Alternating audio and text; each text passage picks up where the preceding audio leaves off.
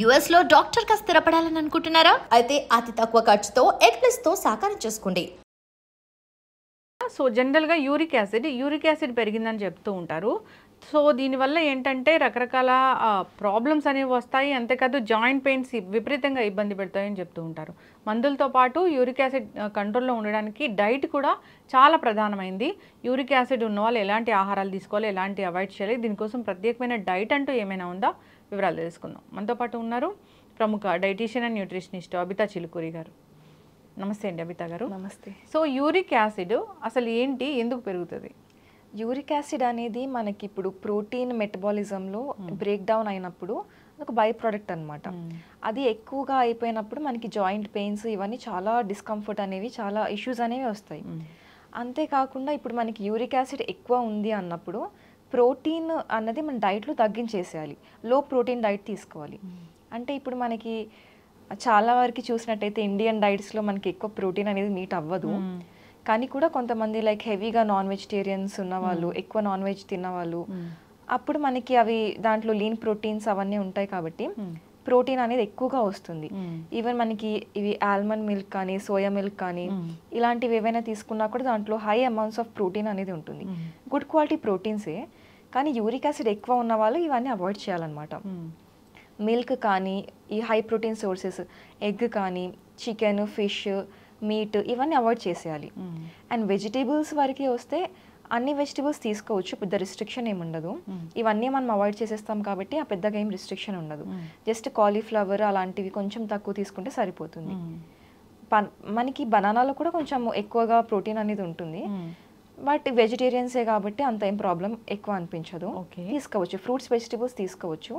మరి ఎక్కువ, చాలా ఎక్కువ యూరిక్ యాసిడ్ చాలా లైక్ ప్రాబ్లం అయిపోతుంది అన్న వాళ్ళు వెజిటేబుల్స్, ఫ్రూట్స్ అన్ని అవాయిడ్ చేయాల్సి వస్తుంది, ఎక్కువ ప్రోటీన్ ఉన్నవి ఏవైనా కానీ. మనకి అంటే వెజిటేబుల్స్ లో కూడా ఎక్కువ ప్రోటీన్ ఉంది. ఎక్కువ అంటే జస్ట్ అది అంటే వాళ్ళకి లెవెల్స్ ఎక్కువ అయిపోయినప్పుడు ఆ ప్రోటీన్ కూడా వాళ్ళకి ఎఫెక్ట్ అవుతుంది. ఇప్పుడు గోంగూర, వంకాయ ఇలాంటివి ఖచ్చితంగా అవాయిడ్ చేయాలి, ఎగ్ కూడా తినకూడదు, ఎగ్ తినకూడదు ఇలాంటివి చెప్తూ ఉంటారు కదా. అవును, అంటే ఎగ్ లో కూడా మనకి good quality proteins, biological availability అనేది ఎక్కువగా ఉంటుంది. బయో అవైలబిలిటీ ఎక్కువ ఉండడం వల్ల అబ్జార్ప్షన్ కూడా బాగా అవుతుంది ఎగ్ లో ఉన్న ప్రోటీన్స్. సో అందుకనే ప్రాబ్లం అవుతుందని ఎగ్ అవాయిడ్ చేయమని చెప్తారు. వెజిటేబుల్స్ లో కూడా మనకి కాలీఫ్లవర్ కానీ ఇలాంటివి ఏమైనా ఉంటే ప్రోటీన్ మంచిగా ఉంటుంది దాంట్లో. సో అందుకని కొంచెం అవాయిడ్ చేయమని చెప్తారు. ఇప్పుడు మనకి దాల్స్ ఏవైతే ఉంటాయో, ఇవి పప్పులు అన్ని కూడా హై ప్రోటీన్, అవన్నీ కూడా అవాయిడ్ చేసేయాలి. పప్పు, కందిపప్పు, పెసరపప్పు, మినపప్పు, అన్ని పప్పులు అవాయిడ్ చేసేసేయాలి. అన్నిట్లో మంచి క్వాలిటీ ప్రోటీన్స్ ఉంటాయి. ఓకే. మిల్క్ కూడా అవాయిడ్ చేయాలి. మిల్క్ అంటేనే మళ్ళీ మనకి ప్రోటీన్ రిచ్ సోర్స్ అది, కాబట్టి అది అవాయిడ్ చేసేసేయాలి. యూరిక్ యాసిడ్ పెరిగితే చాలా నొప్పులు వస్తున్నాయి, జాయింట్ పెయిన్స్ వస్తున్నాయి, ఇలా చెప్తూ ఉంటారు కదా. మరి ఇవన్నీ అవాయిడ్ చేసినప్పుడు వాళ్ళకి న్యూట్రిషన్ డెఫిషియన్సీ వస్తుందేమో? అంటే అది లెవెల్ మనకి నార్మల్ అయ్యేంత వరకు ఇవి అవాయిడ్ చేస్తాము. ఒకవేళ వాళ్ళకి గౌట్ లేదు అంటే పెద్దగా ఇష్యూస్ ఉండవు. గౌట్ ఉన్న వాళ్ళకి కొంచెం ప్రాబ్లం అవుతుంది అంతే. గౌట్ లేదు అంటే యూరిక్ యాసిడ్ లెవెల్స్ అని నార్మల్ అయ్యేంత వరకు మనము డైట్ అంతా ఫాలో అయ్యి మెడికేషన్స్ తీసుకొని అయిపోయిన తర్వాత మళ్ళీ రివర్స్ బ్యాక్ చేసుకోవచ్చు, అదేం ప్రాబ్లం. యూరిక్ యాసిడ్ అనేది ఎక్కువగా ఉంది, సో మార్నింగ్ నుంచి ఈవినింగ్ వరకు వాళ్ళ డైట్ ప్లాన్ అనేది ఎట్లా ఉండాలి అసలు? యూరిక్ యాసిడ్ అట్లా మరీ ఎక్కువగా ఉంది అట్లా అనుకున్న వాళ్ళకి డైట్లో మెయిన్గా వాళ్ళు అవాయిడ్ చేయాల్సినవి ఇవన్నీ చాలా ఉంటాయి. సో వాళ్ళు లైట్గా ఆప్షన్స్ తీసుకోవాలి అంటే కొన్ని సీరియల్స్ ఏమైనా ఇంక్లూడ్ చేసుకొని, వెజిటేబుల్, ఫ్రూట్స్ ఇవన్నీ ఎక్కువ తీసుకొని అట్లా ఏమైనా వాళ్ళు తింటే బాగానే ఉంటుంది. ఈ దాల్స్ కానీ, ఈ హై ప్రోటీన్ సోర్సెస్ ఏవైతే ఉంటాయో అన్నీ టోటల్గా అవాయిడ్ చేసేసేయాలి. బ్రేక్ఫాస్ట్ కానీ, లంచ్ కానీ, డిన్నర్ కానీ, స్నాకింగ్ కానీ ఏమైనా కానీ కొంచెం సీరియల్స్, దాంట్లో వెజిటేబుల్ ప్రిపరేషన్స్ అలాంటివి ఎక్కువ చేసుకుంటే వాళ్ళకి ఏమి ట్రబుల్ అవ్వకుండా ఉంటుంది. ఓకే, చక్కగా చెప్పారండి. యూరిక్ యాసిడ్ ఉన్న వాళ్ళు ముందు ఆహారం మీదే ఫోకస్ చేయాలి, చాలా డైట్ అనేది మెయింటైన్ చేయాలని చెప్తూ ఉంటారు. అలా అయితేనే కంట్రోల్లో ఉంటుంది అని. సో పొటాటోస్ ఇలాంటివి తీసుకున్నా కానీ వాళ్ళకి పెయిన్స్ వస్తున్నాయని ఇలా చెప్తూ ఉంటారు. చక్కగా చెప్పారండి. ఆ డైట్ మెయింటైన్ చేయాలని కోరుకున్నాము. అంటే వైట్ రైస్ ఇలాంటివి తీసుకోవచ్చా?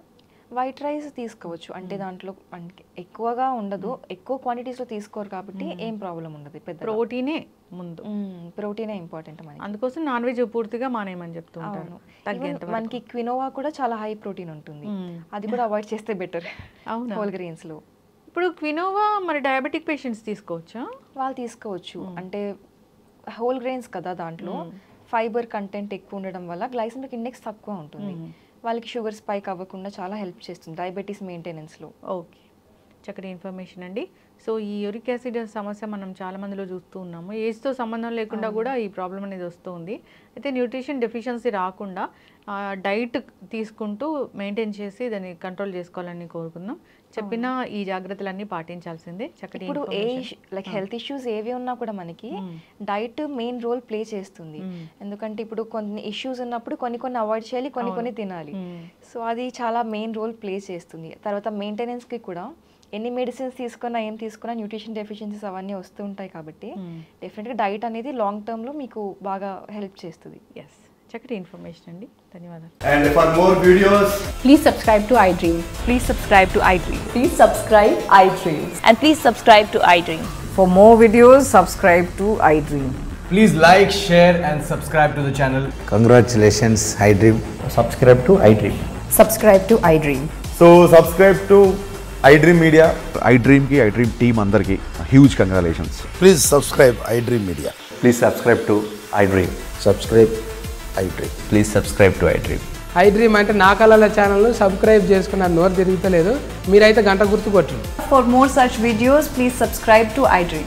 Subscribe to iDream. Please subscribe to iDream. Please subscribe iDream Media. Please do subscribe to iDream. Please subscribe to iDream Media. For best entertainment and information, please subscribe iDream. And don't forget to subscribe to iDream.